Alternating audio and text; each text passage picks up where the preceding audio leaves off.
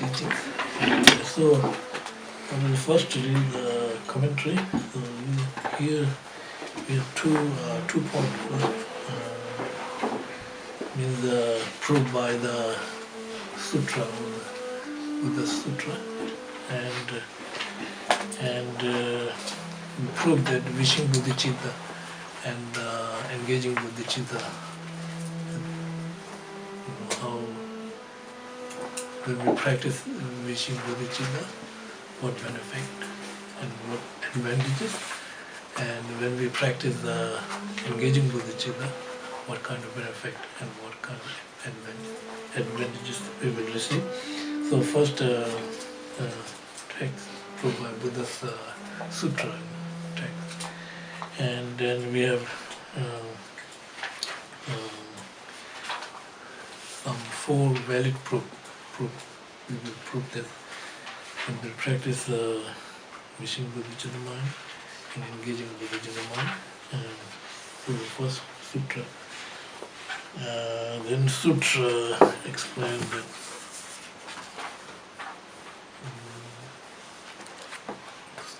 proved by sutra. So here is the text.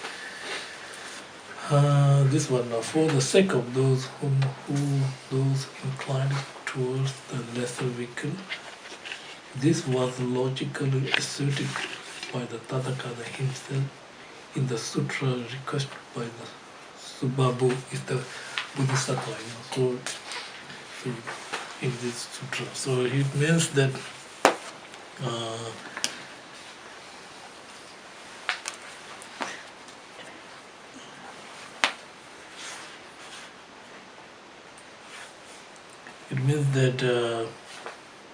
when we practice bodhicitta, right? Bodhicitta is kind of like altruistic mind, and so when we practice bodhicitta, we will accumulate huge amount of merit. So, for example, like from the Mahayana viewpoint, so in order to achieve enlightenment, we have to accumulate three countless A1 merit. You know what I mean? So it means during the path of accumulation and path of preparation period, we will accumulate one A1 merit, and then from path of staying, first bhumi to the seventh bhumi, then we will accumulate second A1 merit, and then from 8th bhumi to the 10th bhumi, then we will accumulate 3 A1 merit. So, but it means that when we, so it means that Buddha said that practicing bodhicitta accumulate merit faster than, because even just wishing with the sincere motivation will create huge amount of merit, and also not only creating merit, also purify huge amount of negative seeds and afflictive emotions. And then there's no question about if we practice engaging bodhicitta, it's much more effective than the practicing, because engaging bodhicitta is kind of like you are taking responsibility, right? So you're actually engaging with the Bodhisattva's activities. So which means whatever you can help other beings, you can generosity or moral, can be a moral person, patient, joyful effort, concentration, wisdom, realize. So you can help other whatever you can. So activities. But it all depends on the motivation, isn't it? So motivation. So this is proof. Now second, we have four proof. Like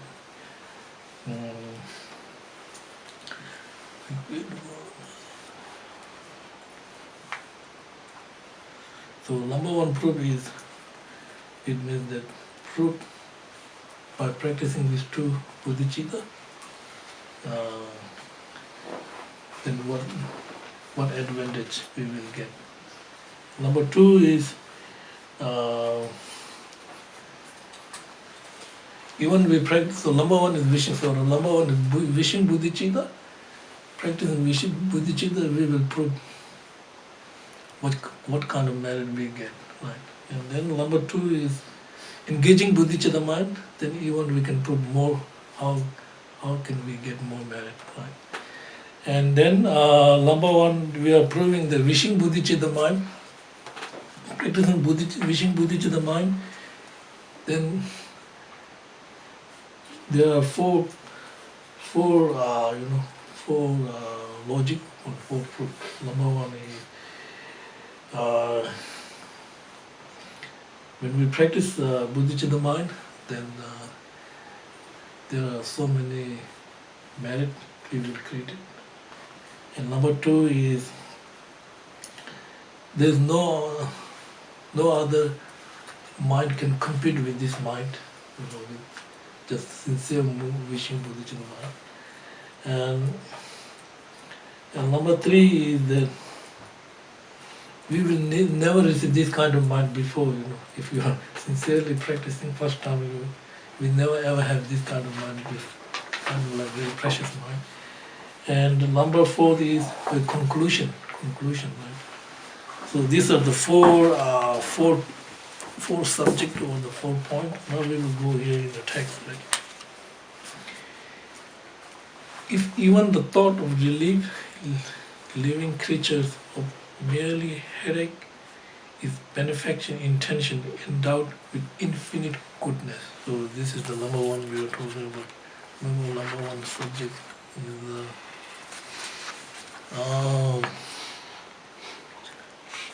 it will create huge amount of good merit. So huge amount of good merit means if you are thinking that if somebody is headache, somebody, if many people have headache, or if many people have brain problem, some people have brain tumor or headache, and then you see all these people who are suffering, people who have brain tumor or who have headache. So you see the suffering, and then you wish, all these people who are suffering from the headache and from the brain tumor, I wish they will remove from this sickness as soon as possible, with sincere motivation, right? You offer your wishes, from the sincere motivation, and then how much merit we created.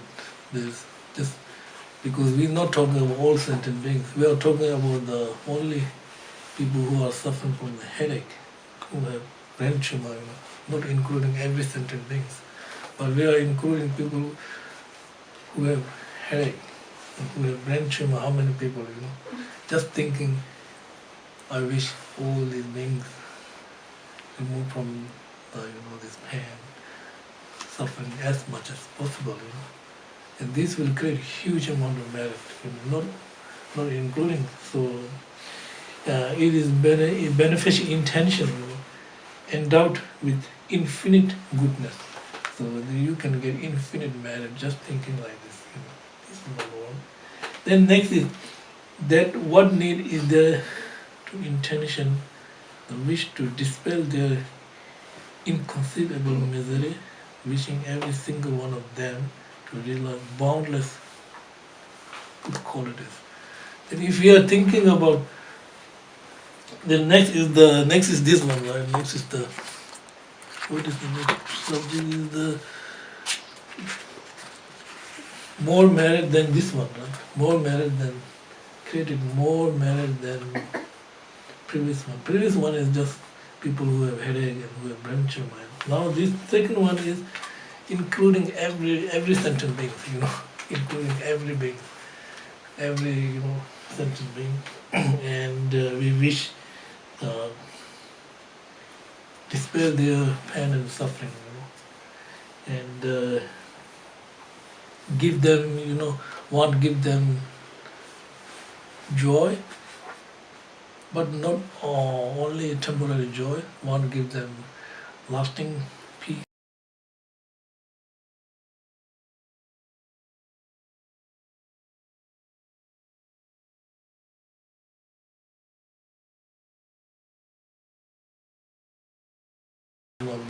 mind. So even we are thinking, we create great amount of merit. But second one, we even create more merit because the object is more living sentient being. Do even fathers and mothers have such benevolent intention as this? Do the gods and sages? Does even Brahma have it? So this kind of attitude, it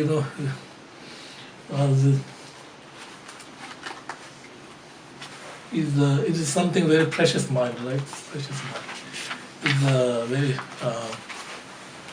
it's kind of like, if you utilize this mind is kind of like precious, then you will cherish and you will taking care of this mind, right? And so therefore, even your father, mom, all the having such a benevolent intention to the gods that don't have this kind of mind. This kind of mind is, kind of like very incredible, precious mind. It will give you joy. It will dispel your temporary, problems. Not only temporary problems, it will lead you, make you happy, and if you practice, it will lead you to the ultimate goal, your enlightenment or your liberation. If those beings have never before even dreamed of such attitude for their own sake, how would it ever rise for the sake of this? So this kind of mind, we are practicing, right? Practicing, and then eventually we will develop this mind, right? So first you need to think about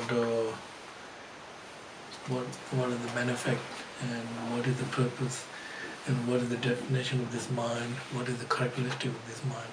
And then you practice and then you put effort, just like first you start with the small fires and then getting bigger and bigger, Similarly, when you daily practice with this 3 times morning, remember 3 times night time, you recite this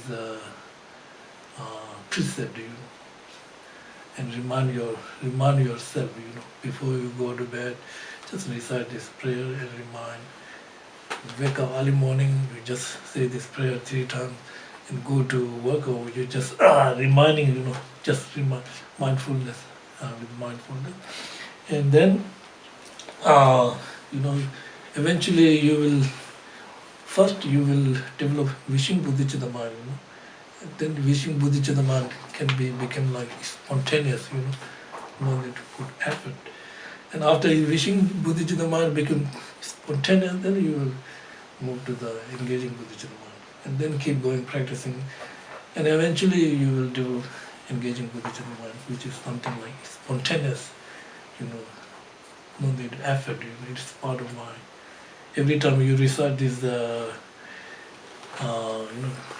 with this type of prayer, then it will remind you, first, before you start this prayer, think about why am I doing this, I don't want pain and suffering, I really want to use my life meaningful, I don't want to waste my time, and I really want to do something to benefit the other as much as I can.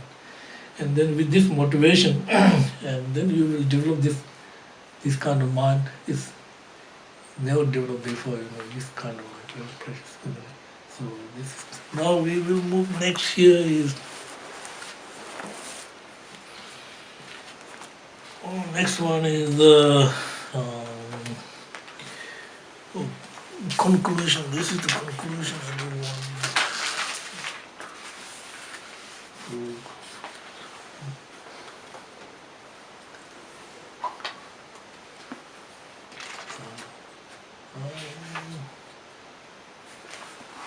next one.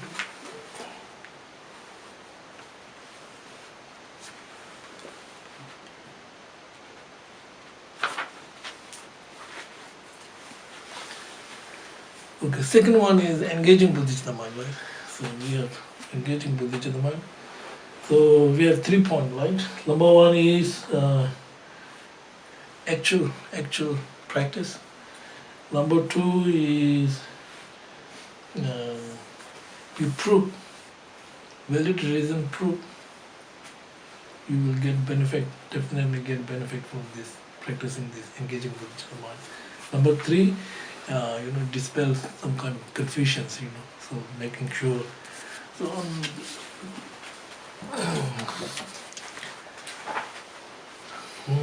so this is the how can I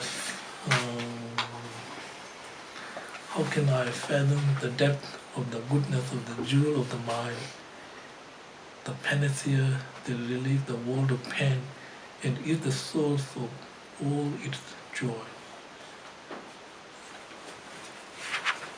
So that means, so this engaging Bodhicitta mind is kind of like jewel mind, jewel mind.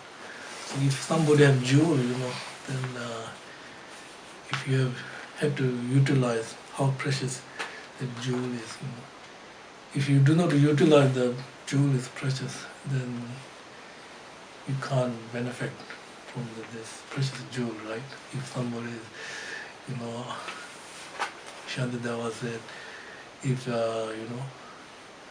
under your house there's precious jewel, and then you build a house under it, there's so many jewels, and you do not recognize jewels, but then jewels remain under your house, but you are staying on the jewels, but you do not utilize, recognize jewel, then you can't get benefit from the jewel. So similarly, this precious mind, this Bodhicitta mind, is very precious. It's just like if we cherish and if we believe this is something very precious, then we will take care of this mind, this mind, and we will develop compassion and mind, loving kindness mind, isn't it? So opposite of our self-judging and grasping mind. So we will benefit and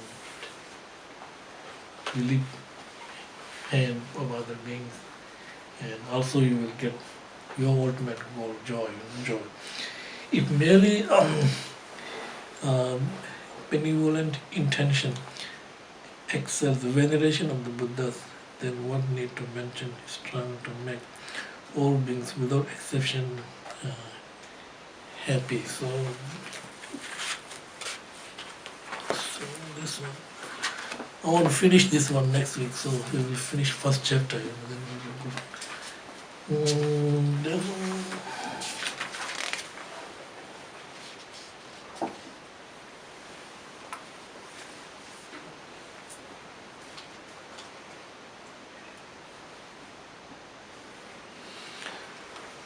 So if you make offering to the Buddha and Bodhisattvas, right?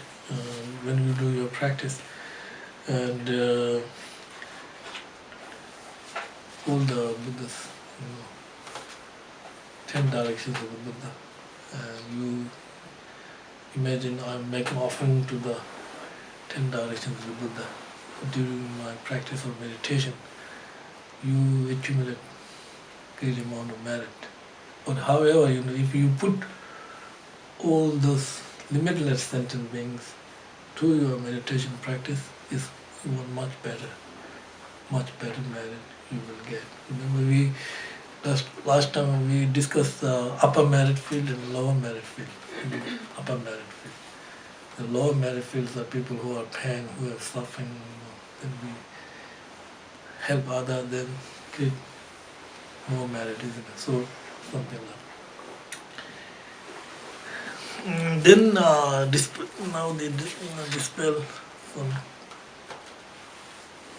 see the actual reality, that confused, right? So we really want happiness, but because of ignorance, confuse our mind. And instead of wanting happiness, but we go to wrong direction because with the fundamental ignorance confuse our mind, and we think going to wrong direction is good, So if somebody causing a problem, we think if we make trouble to this, more trouble, then this will good. I'm satisfaction, I'm happy, something, these things like that. So because of fundamental ignorance is which bring everything, confuse our mind, and because I confuse our mind, then this will create anger, attachment. When anger arises, then our mind exaggerate, more than that. And attachment arises, then our mind exaggerate more than that. So this is why clear confusion, right? Confusion is when we practice Bodhicitta, is wishing Bodhicitta and engaging Bodhicitta will dispel the confusion of the self-judging mind. And when we practice the ultimate Bodhicitta mind, then this will dispel the confusion of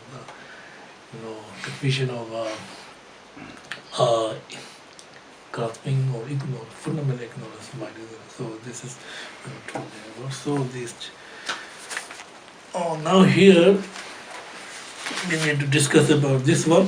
So we have, remember last time we are here now.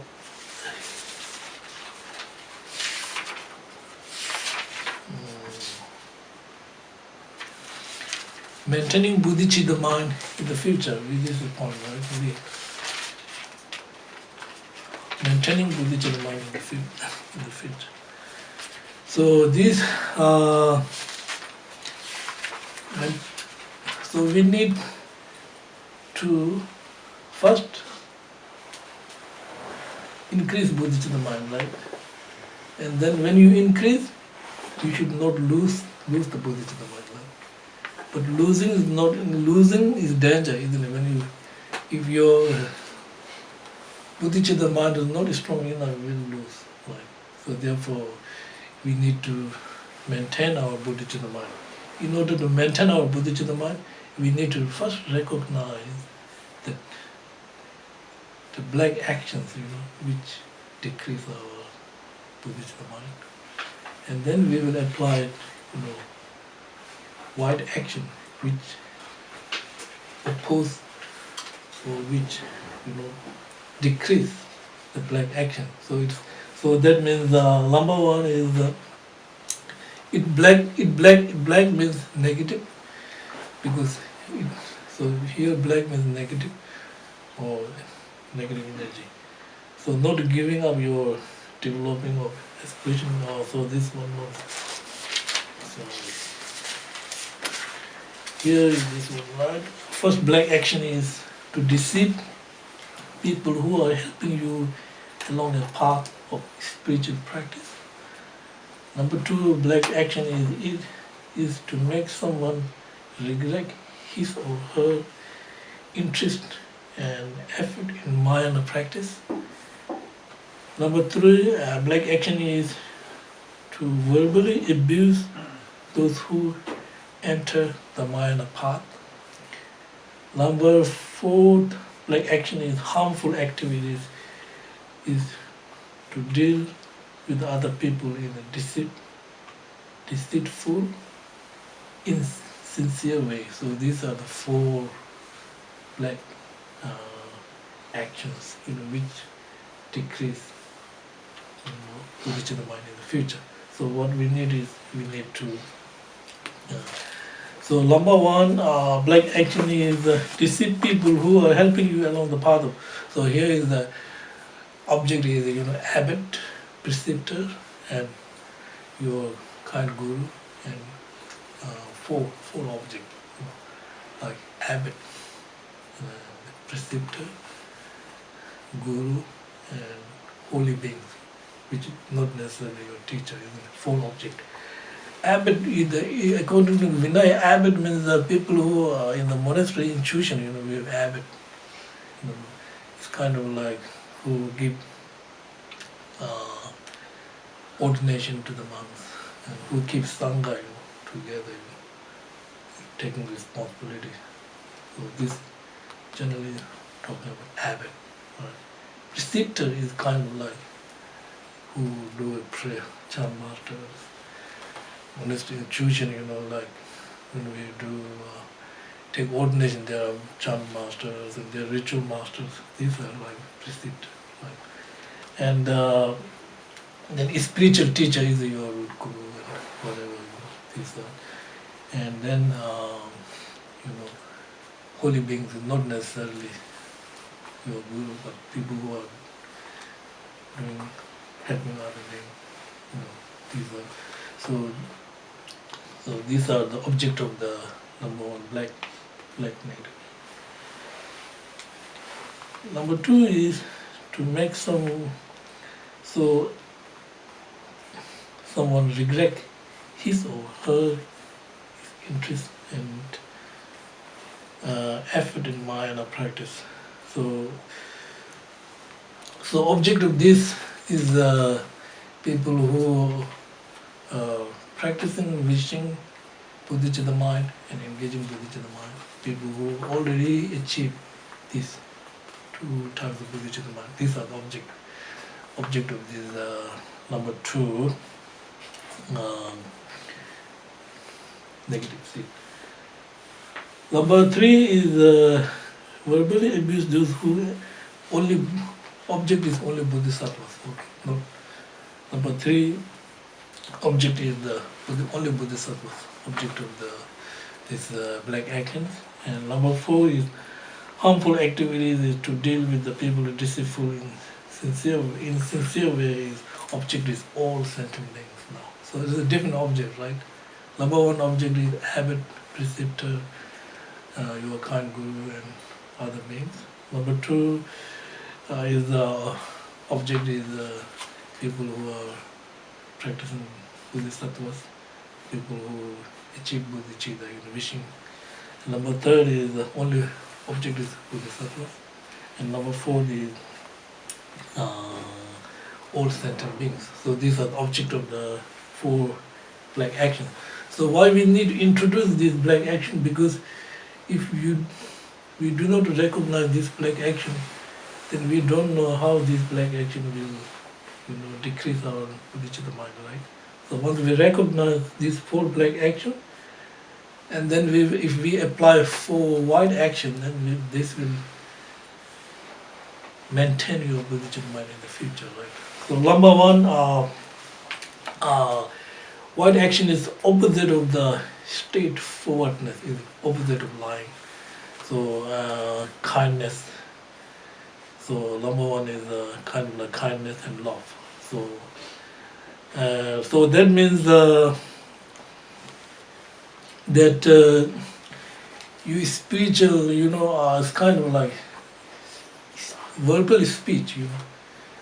You have to hear, and other people have to understand, right? In order to, if other people don't understand, then you are not creating the black karma, black actions, right? You have to understand. So number one is kind of like not lying, right? Not lying. So not lying to the spiritual master, preceptor. So that means some point maybe in the monastery, people will ask, they will ask us students to change their mental attitude. Sometimes they ask you question. You do such and such thing, which you shouldn't done that. Have you done? Didn't you do this? And then you're not doing this. You're deceiving. Oh, he said yes. Then you're deceiving. That's something like that. You know what I mean? And then they will ask you that, then your intention, you do something strange and then you tell other students, please don't tell my teacher. Things like this. Maybe some says, I want to go to movie, don't tell my teacher like that. That's the interest about the practicing Mayanas and very, practicing on the way. And then he or she, you just regret them, tell them, what's the point of practicing, this kind of meditation. Better to go for somewhere, better to go to movie.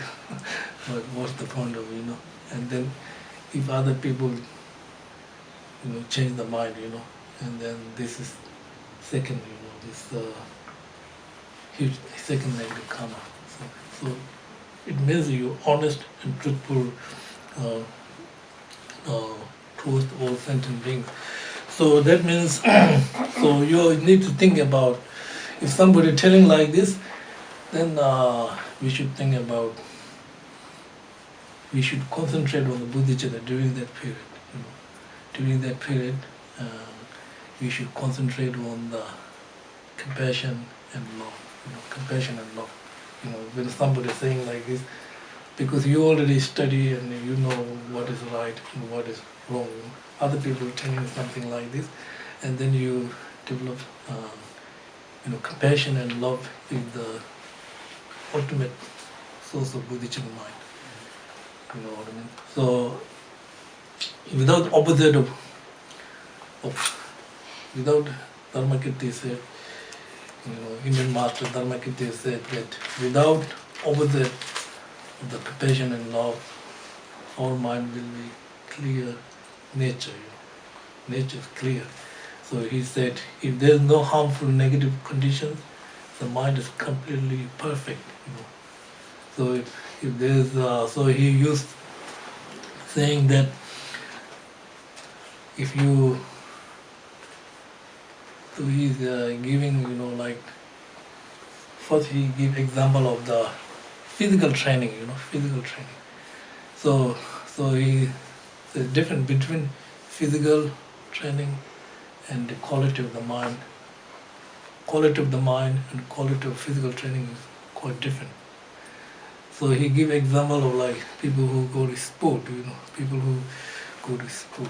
For example, like people who want to increase the long jump, long jump. So first they put effort, and then training. He or she will jump a couple of feet, right? Then keep going further, more and more training. But there's a point, can't go further. This one, This is one example. And the second example he gives, also you need effort. You trained last year, effort, right? So you put lots of effort for long jump. First feet jumping, and then then next year you have to start with a fresh. Again, you have to put the effort, right? This is kind of like physical training have kind of this kind of qualities. And he also used, for example, like when this is a very good example in the logic, water, you boil the water, right, in the pot. So when you boil the water in the pot, you boil little while, water is boiling, right, and boiling more and more, and eventually water will dry the water. Water completely dry, If you keep going, it will destroy the base pot. No way, boiling water first, it's boiled, and keep going more, will decrease the water and dry the water. So there's a limitation, you can't go like that either. But the quality, and it will eventually destroy the base. Base is water. Water is completely, more you boil, decrease the water and completely destroy the base. So quality of the mind and compassion, instead of destroying the base, it will spontaneously increase. So this is what he is saying. if there's no opposite of the, compassion and love, mind nature is clear. So more you train love and compassion, then it will increase, go further and further. No limitation, It, instead of destroying the base, it's just increasing. So this is the only quality of the mind, quality of compassion, quality of loving kindness. So if this is also, he said, when we think about wrong consciousness, right? There's a limitation too, right? Not all mind, wrong consciousness. There's wrong mind. There's a limitation. For example, like if you're meditating on the attachment, the object is beautiful. Eventually, it's spontaneous. This object, right? Thinking. Object of anger, you're meditating, thinking. Anger is spontaneous. Attachment, but can't go farther because wrong consciousness. Because wrong consciousness and wrong mind, because wrong valid proof. So you can't go farther. So the compassion, love, these are right valid proof. And if we practice, it will go further and further, Not like physical, like water boiling, eventually destroy the base. So this is what, when somebody, this is to be honest and truthful toward all beings. Number of third is to praise, honor, respect Bodhisattva as much as we can, So this fourth, number third, like you abuse the Bodhisattva due to hatred, right? So they have, in this text there are three abusive. First, your general abuse to the Bodhisattva, not particular, criticizing the Bodhisattva, like. Then second is you try to find more details, he or she done such and such thing. And then third, then looking for more information, this side, all, bring out all this, saying how bad you are, giving more information, like in the West, people first problem comes and then they want proof. People will know more about this side. So like Bodhisattva, general abusive. Second, little bit, and then third, try to find more information. But point is, we don't know who is Bodhisattva and who is not Bodhisattva. This is the point, If we say His Holiness, no problem, But ordinary people, this is the problem.